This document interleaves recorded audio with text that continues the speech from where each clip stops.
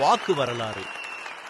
5 முறை முதலமைச்சர், 50 ஆண்டுகள் திமுக தலைவர், 60 ஆண்டுகள் சட்டமன்ற உறுப்பினர், 80 ஆண்டுகள் பொதுவாழ்வு, திரைக்கதை எழுத்தாளர், வசனகர்த்தா, இலக்கியவாதி, பத்திரிகையாளர், கவிஞர் என பன்முகங்களை கொண்டவர் கலைஞர். அரசியல்ல வெற்றி தோல்வி சகஜம்தான். ஆனா தன்னோட வாழ்நாள்ல ஒரு முறை கூட தோல்வியே சந்திக்காம வெற்றியை மட்டுமே பெற்று சாதனை பண்ணவரு கலைஞர். 1957 குளித்தலை, 1962 தஞ்சாவூர், 1967, 1971 சைதாப்பேட்டை, 1977, 1980 அண்ணா நகர், 1989, 1991 துறைமுகம், 1996, 2001, 2006 சேப்பாக்கம், 2011, 2016 திருவாரூர் என தான் சந்திச்ச 13 தேர்தலையும் வாகை சூடினாரு கலைஞர். அறிஞர் அண்ணாவே தோல்வியை சந்திச்சப்ப கூட வெற்றி பெற்று சட்டமன்றத்துக்குள்ள போய் அண்ணாவின் குரலா ஒழிச்சு அவரோட இடத்தை நிரப்பினவர் கலைஞர். தினமும் காலையில 4:30 மணிக்கு எழுந்து அத்தனை நியூஸ் பேப்பர்களையும் படிச்சு சுட சுட குற்றச்சாட்டுகளுக்கு பதில் அறிக்கையும் உடன்பிறப்புகளுக்கு கடிதமும் எழுதிட்டு சாப்பிட்டு முடிச்சிட்டு வீட்டுக்கு வந்திருக்கிற தொண்டர்களை சந்திச்சு பேசிட்டு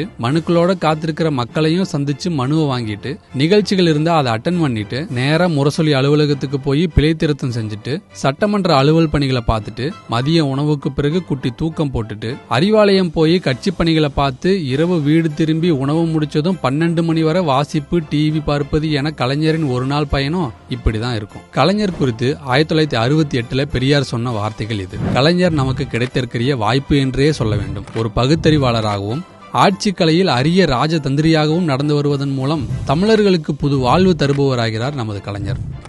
1968 அறிஞர் அண்ணா சொன்னது இது. கருணாநிதிக்கு ஈடு கருணாநிதி தான். கடின உழைப்பாளி அவர். அவர் மூலமாக நாடும் நானும் நிறைய எதிர்பார்க்கிறோம். இப்போது செய்திருக்கிற காரியங்களைப் போல பல மடங்கு அதிகமாக அவருடைய திறமையின் மூலம் நாட்டுக்கு கிடைக்க வேண்டி இருக்கிறது. 1971 எம்ஜிஆர் சொன்னது இது. சிலருக்கு பதவி கிடைத்தால் நாடு குட்டிச்சுவர் ஆகிவிடுகிறது. நமது கலைஞருக்கு பதவி கிடைத்தாலோ நாடு உயர்கிறது. அண்ணா உயிரோடு இருந்தால் எதையெல்லாம் செய்வாரோ அதையெல்லாம் செய்து கொண்டிருக்கிறார் கலைஞர். இதுதான் கலைஞர். அவரை மாதிரி நடிக்கலாம், மிமிக்ரி பண்ணலாம், கேலி கிண்டல் கூட செய்யலாம். ஆனா ஒரு நாள் கூட கலைஞர் போல வாழவும் சிந்திக்கவும் யாராலும் முடியாது.